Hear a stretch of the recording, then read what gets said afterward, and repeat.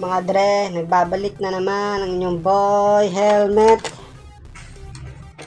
At ngayon, magre-react tayo sa foreigner na titikim ng Filipino food. So, bago yan, huwag kalimutan mag-subscribe at pindutin na rin ang notification bell para updated kayo sa susunod kong videos. Simulan na natin.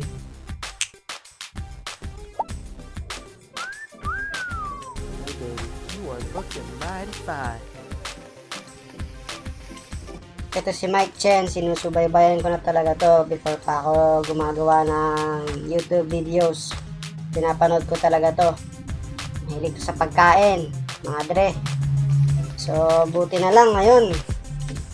Kitikim siya ng pagkain Pinoy. So, malaman natin.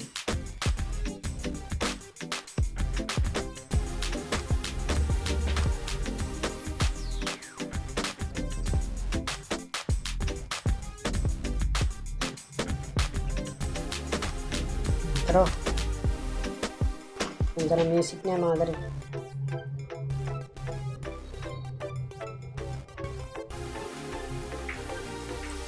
Oh, saan to?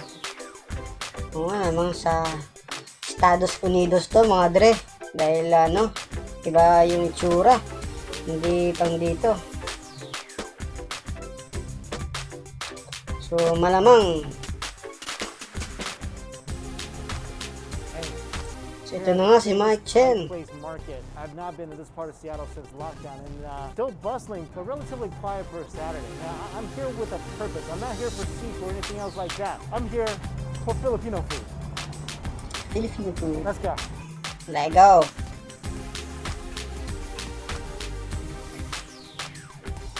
Well, that's just sad. Still is open. There's reviews from even a month ago said they're open, but I guess it's not open. Pretty sad. I really wanted to go there. Home of the best Italian meatball sandwich in Washington. Challenge accepted. Kala ko ba Can I get the Filipino food? meatball sandwich in Washington? You don't have it? I was gonna have like my second disappointment in the morning. Oh. Oh, sad. Oh, heart attack almost. And that's before the sandwich. Yeah. That's eager to go, please. Thank you. So much.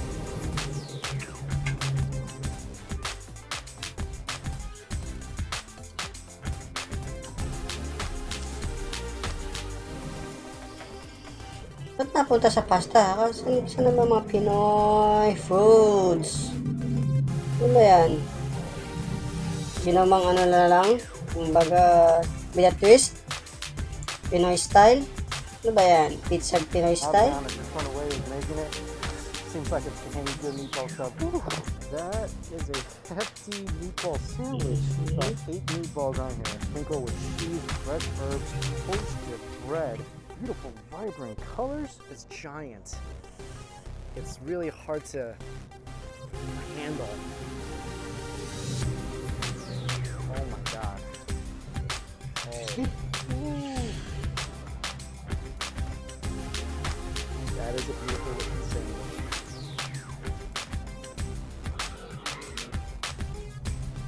That is a delicious meatball sandwich. Mga dre, napunta na yata sa meatball sandwich dahil sarado yung pupuntahan niya talagang mga Filipino restaurant o basta may Filipino food lang dun sa restaurant. Anyways, ayun, napunta sa meatball si paring Mike Chen, mga dre. Pare, hayop. If I can use 3 words to describe it, meaty, zesty, fresh. Like you can Oo, taste the fresh ingredients. Pakahusay. Oo nga, mahusay talaga mag-describe to si Mike Chen. Ako po. Indot. That went into this meatball and the sauce, the fresh tomatoes, the parsley, the cumin, the tomato sauce. I would love to have that on anything I eat. Juicy, meaty meatball. You can see all the herb just scattered throughout the meat and the sauce. That's responsible for all the flavor and the fresh aroma. And you put all that on freshly baked bread. This bread is something else. Bread nga talaga. So Just need parang a lot of olive oil on this bread. with a I'll be pretty twist. happy Hindi about siya talaga the pizza meatball. dough na ano, Different blends of para sa meatball. bread lang siya nilagay mga dre. This day started out pretty disappointing. Didn't get to really eat what I wanted to eat. But when you stay devoted, the food gods look out for you. Maghahanap na uli siya ng ano, ibang spot na may Pinay food. Ano ba? Ano ba Mike Chen? I'm looking for this Filipino place. And it says it's like in this alley. Can't be right. Oh, it's this place. I drove right by it thinking it was just a regular house. Okay. Unfortunately, all they have now is tap sila, which is a dried food. I had this in Davao when I was in the Philippines. Davao. But their dinner menu. Davao. Pero yun nga. Hilig ko sa pagkain. So, napunta rin ng Asia. Napunta na rin ng Pilipinas. Dato ng Pilipinas. Nakain ko ng ano natin. So, ayun. Sa title nga pala. Hindi ko nabasa. Mga dre, ano ba naman yan? Nasa raw siya. So, yun. Na natin. Sana maka-order ng ano. Ilang disappointments na sa ngayong ano na to, video na to. 3 na yata kasi parang madidisappoint na naman siya dito dahil yun lang yung available daw na pagkain. For hayop. Looks awesome. There's like so many dishes. I would love adobo right now. You guys start serving the full menu at 4? Gotcha. Thank you. This is the tap silog, and man, I still remember that breakfast. It was raining, and I went to this like hole-in-the-wall place. If you guys haven't had tap silog before, it's dried cured beef, and I remember it being so amazingly delicious. This looks crazy as well. A little bit of salad, beautiful egg, and all sitting on top. Well done egg. Rice.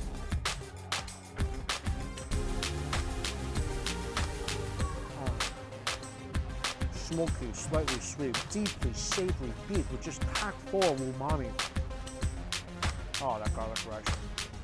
If I had like 3 food wishes, I would wish all rice to be garlic rice. And they brought me over some sambal to add to this. Garlic rice talaga. Breakfast talaga. This is another really popular dish in the Philippines. So crispy pork belly, crispy pieces of fried tofu, all soaked in this vinegary sauce. One of my happiest food days in Seattle. I didn't know when I was able to, actually go back to the Philippines. Yeah, I love the Philippines, but to have a taste of too. Yeah, love the Philippines. Wow, coming from my chin. Delicious Filipino home cooking. That's exactly what this is. I don't even know what I like more. Every single new bite I take, it's like a love story in my mouth. Oh my god. That pork belly is doing all sorts of things to my emotions when I think of Filipino food. Pork, obviously, first thing that comes to mind. And that pork belly, besides going in super crunchy, it just gets more flavorful every time. Crispy pork. I even like the salad. Like the pork and beef and egg and garlic rice and tofu is so good. The deliciousness leaked over into the salad. Look at that. Yummy. Oh, get the calamansi too when you get here. Of course, no Filipino meal be complete. Pancit. Ibang klase yung pancit, medyo marami ng sahog yung kanila or iba lang yung kulay ng mga sahog ng sa kanila. Pero parehas lang dito yun, hindi ko sure. Importante yung main ingredients ng pancit nandyan. So, yan. This is just beyond ridiculous. Wow. First of all, texture, amazing. Chew those crunchy veggies. Napakahusay talaga mag-describe dito si Mike Chen. Inganyo nakakagutom ka mo. Nakakatakam dahil yun nga. The way niya i-describe yung pagkain, may imagine mo Yun na yun Oo, naku. Hayop. Is that delightful little burst of garlic flavor from the dried garlic? Definitely add a little sambal. Mahilig talaga sa spicy food to si A little heat. Yeah, see? Mantik na. Pag maanghang. Chinese now describe this as really so fragrant and aromatic. I feel like it's feeding all my senses though. It's so colorful and pretty. You must get when you come here. And it's so nice too. Just sitting here, literally front yard of this place, and all this atmosphere. Parang bahay lang eh, no? Nakakain lang sa labas na yung parang nasa bakuran nyo pa lang din eh, no? Style ng ano. Parang siguro bahay nga talaga to, tapos ginawa lang ng restaurant. Nag-extend lang ng onte. The food is just such a comfortable, homey vibe. Lakas talaga kumain, no? Ito yung order niya, tapsilog tsaka yung pansit. I called over at the Oriental Mall where I wanted to go in the morning. They are open, so I'm gonna go there right now. They're gonna stay open a little longer just for me to get over there. And they're packing a plate for me. Saan daw? Parang special guest siya. Special na ano kasi. Talaga nga antayin siya. Tricky because I'm trying to drive by right in the middle of Pike's Market, and then apparently she's gonna bring the food to me.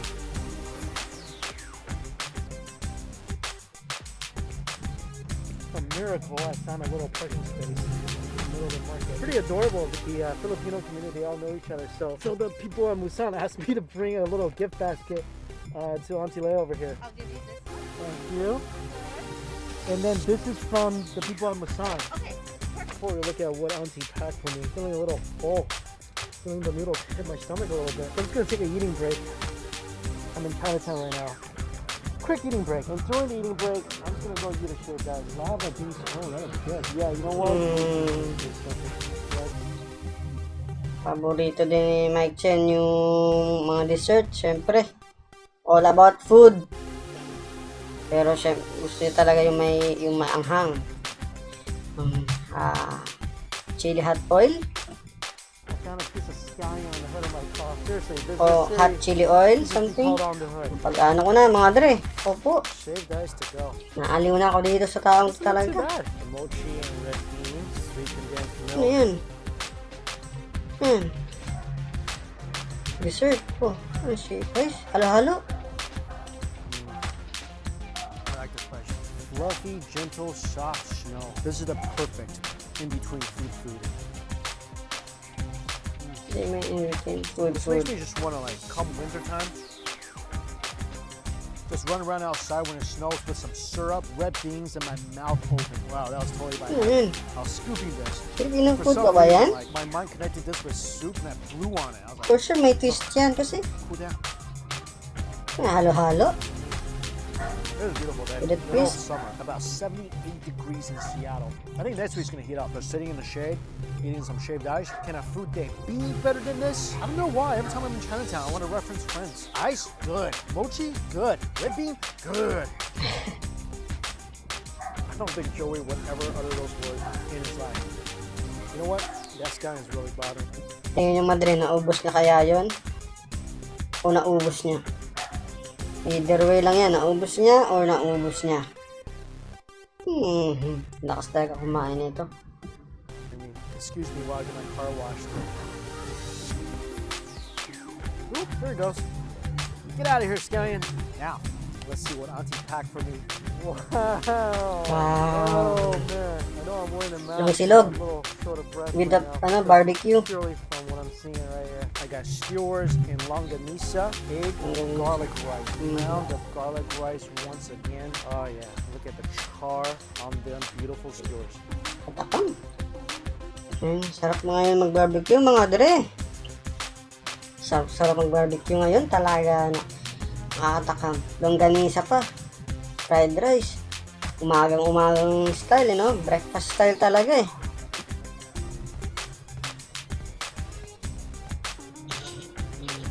I feel like the best piece is right down here without the fat.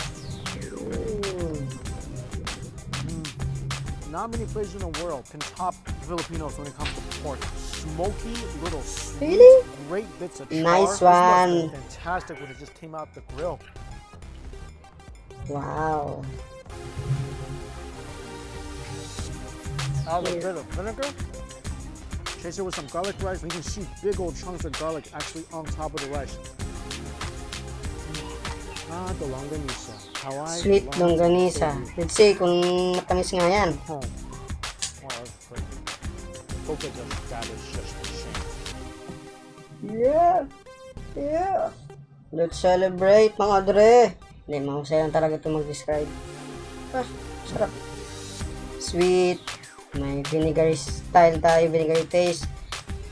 Tayong more sweet and vinegary style tayo. Sweet, smoky, incredibly juicy and fatty. Little bite, little love nibble, falls right apart. Dip this in a little bit of vinegar, kind of balance out the fattiness of the sausage. Even better. So if you're looking for this place, like I got lost trying to find this, give them a call. They're really nice people. They'll happily pack it back for you. Or if you're like me, you just want to do a drive-through, super easy too. Whenever you longanisa. Nice one. Longanism. Diba mga dre? If you want some, John Cena, come and get some!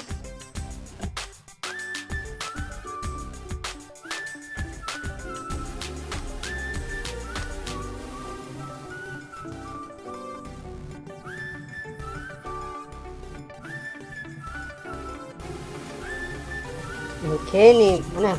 Pag McKinney, Pampanga, di ba? Lunches before dinner. Ano mga dre? McKinney na word, di ba? Pampanga yan. Pampanga McKinney. Panggalatok o Pampanga yan. Hindi ko sure kung ano mga dre. Basta summer ano. Brought it home. A Filipino food day cannot be complete without some sisig and some adobo.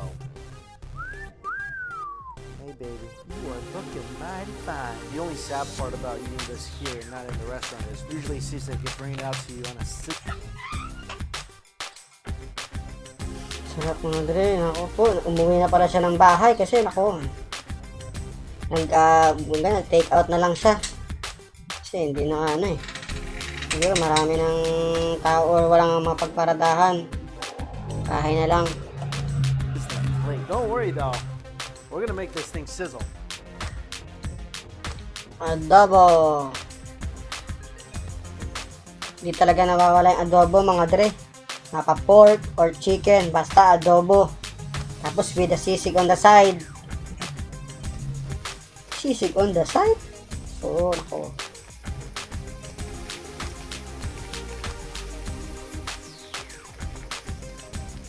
Seriously, haven't had adobo in like a year, and that smell of pork and vinegar, it is driving me insane. Big chunk of potatoes.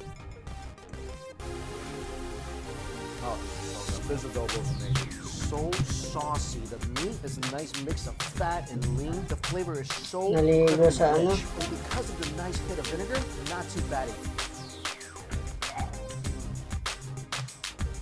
I've always said adobo is one of the most perfect rice containers ever created. And the sisig crisped it up Totoo ba? myself.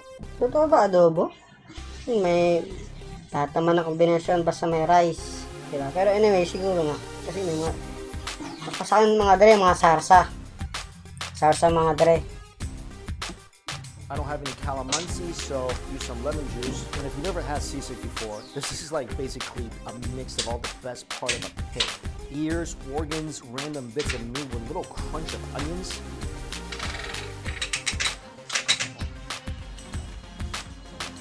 I mean, I've been eating all day. You know, I'm starting to feel it a little bit, you know? But taking a bite of each of this is like the fountain of hunger kind of food. Sarap na sarap siya. What Mga about dre. this? No matter what you've been eating, Sisig. you'll be hungry all over again. Wow. I am 100% going back to this place. I love the crunch from the ears, the nice taste of liver, slightly sweet. Saka, yun nga, dre, wala siyang serum. Basta, mapa pig space yan eh. Pig space yung, ano niyan, sisig. So, di ba? Kain na ng kain. Bagay, ano siya eh. Talagang mahilig sa pagkain. So, alam, kain It's lang. all charred together. Yeah, I know sisig is made with like the least popular parts of a steak, but I feel like these parts really maximize the flavor and diversifies the texture of pork. You get a nice crunch, beautiful organy flavor, a bit of gelatinous to glue everything together. Well, these two are some of my favorite dishes when I was in the Philippines. In this place, I just ate it. Holy crap, I've just been transported. I've always said if I could have a superpower, it would 100% be teleportation. I mean, can you imagine? Today I'm in the mood for Chinese food. Today I want ramen, I'll teleport to Tokyo and wait 5 hours. I mean, my body wasn't teleported to the Philippines, but my taste buds, 100% worth. Before this, I already had like 4 lunches, so I got the small portion. Now I want to slap myself. Food regret at its worst. All right, this is Let's so good. go. I need a little Netflix and chill time with it. By the way, this series I'm watching is good. So yun lang mga dre. At sana nagustuhan nyo yung pag-react ko. Dahil ito talagang taong to napakahusay. Husay, mahilig sa pagkain. Kumbaga, yung taste buds nito, kumbaga alam na alam yung iba't ibang klaseng putahe dahil natikman niya kumbaga yun nga, natikman niya at syempre, may idea na siya kung ano yun. Ano yung tamang pagkaluto. So, yun lang. Sana nagustuhan nyo yung ano ko at pakipindot na lang like button sa baba kapag nagustuhan nyo yung reaction ko. Salamat!